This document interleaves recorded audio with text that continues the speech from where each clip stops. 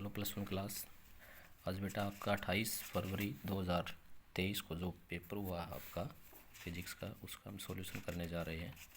तो मैं आपको इसका सॉल्यूशन देता हूँ। बार बार मैसेज आ रहे हैं कि सर सॉल्यूशन बनाइए इस पेपर का, तो मैं अभी इसका सॉल्यूशन दे रहा हूँ आपको। सबसे पहला क्वेश्चन है, क्या दिया है, slope of displacement time graph in straight line motion represent, यानी क्या रिप्रेजेंट करता है। देखिए डिस्प्लेसमेंट टाइम ग्राफ है, तो वाई एक्सिस में डिस्प्लेसमेंट लिया और एक्स में क्या ले लिया हमने, टाइम लिया है।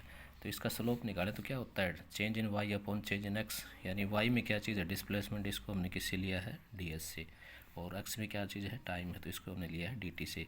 यानी change in displacement upon change in time क्या होता है, वेलोसिटी। तो यानी इसका ऑप्शन क्या हो जाएगा, करेक्ट जो ऑप्शन है इसका क्या हो जाएगा, वेलोसिटी पहले का। दूसरा क्वेश्चन है, 50 newton and 6 newton force is acting in opposite direction at a point, then resultant force क्या होगा। देखिए आपको पता ही है, ये तो आप डायरेक्ट कर सकते हैं। ये 60 न्यूटन फोर्स लग रहा है, F1 मान लीजिए, कौन सा है, 50 न्यूटन, F2 मान लीजिए। एंगल कितना है इनके बीच में, 180 डिग्री, यानी अपोजिट डायरेक्शन में है। ये इसको रूल से निकालें तो इसका रिजल्टेंट का फार्मूला ये होता है, F1 square F2 square plus 2 F1 F2 cos theta. Angle दोनों के बीच में अपोजिट डायरेक्शन में कितना हो जाएगा, 180 डिग्री, यानी 180 डिग्री यहाँ से रखोगे तो क्या आ जाएगा, कोस 180 क्या होता है, -1। और इसको सोल्व करके लाओगे तो आप कितना आएगा, √100 आ जाएगा। इसका रूट निकालो कितना होगा, 10 न्यूटन, यानी इसका सही ऑप्शन क्या है, 10 न्यूटन है। अगला क्वेश्चन है, एक फोर्स है जो 98 न्यूटन का है और वो एक ब्लॉक को मूव कर सकता है जिसका मास कितना है, 20 kg, एक रफ हॉरिजॉन्टल सरफेस के ऊपर। इसका कोफिशिएंट ऑफ फ्रिक्शन आपको बताना है, जबकि जी की वैल्यू कितनी दी आपको, ये दी हुई है यहाँ पे।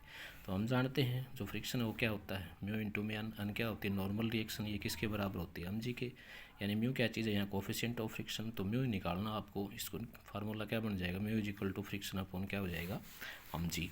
ये इसको सोल्व करके लाओगे आप, सारी वैल्यूज दी हुई, ये रखोगे सोल्व करोगे तो कितना आ जाएगा, 1/2 यानी 0.5। तो ये क्या आ जाएगा, 0.5, इसका कोई यूनिट नहीं होता। नेक्स्ट क्वेश्चन है, when the momentum of a body increase by, momentum कितना इंक्रीज कर दिया है, 2 टाइम्स, काइनेटिक एनर्जी कितनी हो जाएगी। देखिए काइनेटिक एनर्जी का फार्मूला और मोमेंटम में क्या रिलेशन होता है, ये मैंने बताया आपको। इसको इनिशियल मान लें आप, तो अकॉर्डिंग टू क्वेश्चन मोमेंटम कितना कर दिया, डबल कर दिया है। तो यहाँ पे पी की जगह क्या रखोगे, 2p, और स्क्वायर है तो क्या आ जाएगा, यानी 2 का स्क्वायर 4 हो जाएगा। और ये कौन सा आपका इनिशियल है, तो काइनेटिक एनर्जी कितनी हो जाएगी, 4 टाइम्स। तो कौन सा ऑप्शन आपका सी करेक्ट हो जाएगा। अगला क्वेश्चन है, इसमें क्वेश्चन में गलती कर रखी है भाई पूछने में, ठीक है। मास हम दे दिया, रेडियस क्या है, आर है, सर्कुलर रिंग है, moment of inertia about an axis. देखिए अबाउट एन एक्सिस ये नहीं बताया, इसके टेंजेंट लेना है या परपेंडिकुलर लेना है या डायमीटर लेना है। अबाउट एन एक्सिस कौन सा है यहाँ, ठीक है, परपेंडिकुलर टू प्लेन, यानी इसके प्लेन के क्या है, परपेंडिकुलर है। तो हमने moment of inertia about diameter निकाला था। देखिए पहले सेंटर के अबाउट कितना होता है, मोमेंट ऑफ इनर्शिया रिंग का आर स्क्वायर होता है।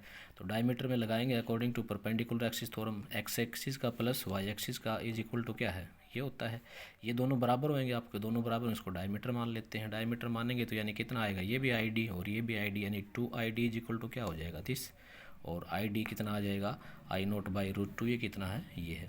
देखिए इसने पूछने में गलती कर रखी है यहाँ, ठीक है। तो इसका यहाँ के मुताबिक तो आंसर क्या होगा, बी ऑप्शन होगा, 1/2 हमारा स्क्वायर।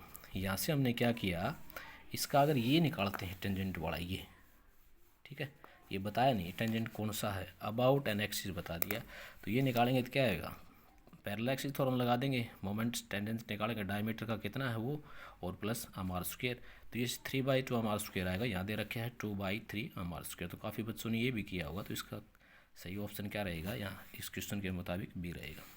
अगला है, relation between power, torque and angular velocity, ठीक है। तो ये दोनों डायरेक्टली होते हैं, पावर जो है वो क्या इसके डायरेक्टली है, यानी यहाँ से हमें पता है, हम क्या जानते हैं, हमें ये भी पता है कि लीनियर मोशन में जो पावर होती है वो क्या होती है, फोर्स इनटू वेलोसिटी।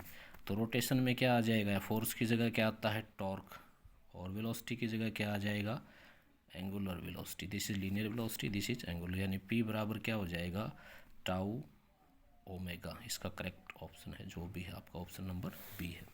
अगला है, if the earth revolve around the sun in circular orbit then what would be the work done by the gravitational force. देखिए ये सन है आपकी, इसके बाहर से पृथ्वी रोटेट करती है, तो ग्रेविटेशनल फोर्स क्या लगेगा, सेंट्रीपिटल फोर्स है वही क्या बन जाएगा ग्रेविटेशनल।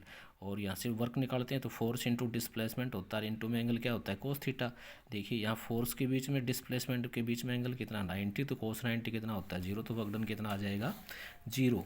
तो कोई भी वर्क डन नहीं होगा, यानी वर्क डन कितना होगा 0।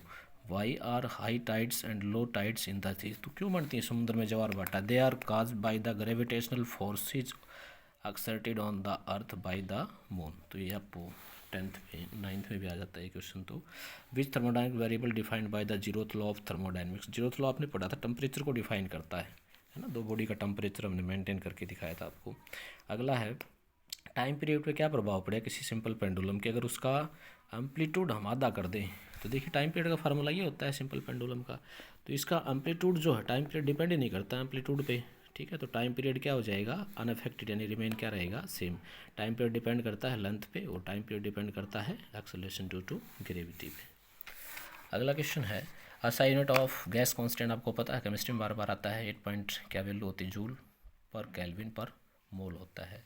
How much the will be the kinetic energy of A gas at absolute zero, तो काइनेटिक एनर्जी देखिए वेलोसिटी जो रूट मीन स्क्वायर होती है उस रूट के डायरेक्टली होती है। टेम्परेचर जीरो है तो इसका मतलब एब्सोल्यूट जीरो का मतलब टेम्परेचर जीरो, तो काइनेटिक एनर्जी क्या हो जाएगी जीरो गुना समथिंग क्या आ जाएगा 0। डिग्री ऑफ फ्रीडम पूछ रखे हैं, मोनो एटॉमिक के लिए कितना होता है 3। अगला क्या दिया है right the relation for pressure by kinetic theory of gases, काफ़ी सारे रिलेशन देखिए P = 1/3 m1 Vrms का स्क्वायर अपॉन वॉल्यूम वाला भी है, ठीक है। ये छोटा आम इंटू छोटा आन करोगे तो क्या होगा बड़ा कैपिटल आम बन जाएगा, और मास बटे वेलोसिटी क्या होती है density, mass upon sorry volume क्या होती है डेंसिटी। तो ये तो इन तीनों में से आपने जो सा भी लिख दिया वो सही है। उसके बाद है रेशियो निकालने fundamental frequency organ pipe close and और ओपन एंड की, तो हमें पता है जो फर्स्ट फ्रीक्वेंसी होती है वो क्या कहलाती है फंडामेंटल फ्रीक्वेंसी। तो ओपन एंड की कितनी आई थी न्यू 1 निकालें पहले, तो कितनी आई थी V अपॉन क्या है 12, यानी लेंथ इन्हें सेम दी है, तो क्लोज एंड की कितनी आई थी V अपॉन 4L। रेशियो निकाल दीजिए कट के क्या आएगा 2:1 जिसने किया हो। आगे 2 नंबर वाले हैं उनका मैंने सॉल्यूशन यहाँ किया है, देखिए ये इसका सॉल्यूशन हमने यहाँ कर रखा है, तो इसको आप वीडियो को पॉज करके चेक कर लीजिए, मैंने लिखा है सारा कुछ, ठीक है। क्वेश्चन नंबर अगला है ये देखिए 4 मीटर जाता है ईस्ट में, मैंने ये ईस्ट मानना है, ये वेस्ट, ये क्या है नॉर्थ है, ये क्या है साउथ है, ठीक है। तो ये मैंने यहाँ डायग्राम बना करके इसको सोल्व किया। इसके डिस्टेंस तो आ जाएगा 17 मीटर और डिस्प्लेसमेंट कितना आ जाएगा 169 का रूट यानी 13 मीटर आ जाएगा। अगले आप अपने आप करेंगे, थ्योरी के क्वेश्चन हैं करवा रखे हैं सारे। उससे अगला भी सेम क्वेश्चन रिपीट है, सेंटर ऑफ मास निकालना है, मैंने यहाँ सॉल्यूशन किया। इसका एक्सियोम निकालें वाईसियोम, पहले इसके कोऑर्डिनेट निकालने पड़ेंगे आपको, ये कोऑर्डिनेट मैंने निकाल के आपको दिखा रखे हैं। ये देखिए बार बार रिपीट होता है, मैंने बताया था एक एरर का क्वेश्चन बार बार आता है 2 या 3 मार्क्स में, तो यह है परसेंटेज एरर निकालना है, एरर हमेशा ऐड होता है, मैंने सोल्व कर दिया इसको, आप चेक कर सकते हैं। और आगे वाले में कुछ नहीं, आप कर सकते हैं सारे कुछ, ठीक है।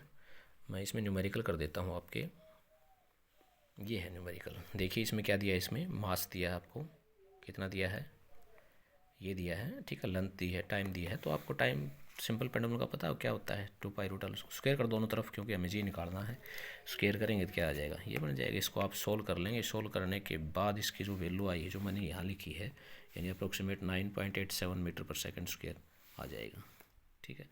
एक ही क्वेश्चन है इसमें क्या क्या दिया था laws of transverse vibrations of stretch string का पूछा है। तो हमें पता है speed of wave in string कितनी होती है V = क्या होता है √T/μ, T क्या होती है टेंशन है और म्यू क्या है मास पर यूनिट लेंथ। इसको कन्वर्ट कर देंगे, यानी 3 लॉज हैं इसके, V डायरेक्टली होती है हल्के लेंथ की, यानी जब क्या बाकी ये 2 कांस्टेंट हो T और m कांस्टेंट हो। दूसरा क्या है V डायरेक्टली प्रोपोर्शनल होती है किसके टेंशन के, जब यानी ये दोनों क्या हो कांस्टेंट हो। तीसरा है V डायरेक्टली होती है √ऑफ मास के, यानी जब क्या है T और L क्या है दोनों कांस्टेंट। इसके 3 रूल्स हैं। ये वही क्वेश्चन रिपीट है जो पहले बार बार होते रहे हैं। 5 वाले भी सारे वही क्वेश्चन आपके, आप 5 वाले एक बार चेक कर सकते हैं, 5 वाले भी सेम क्वेश्चन है।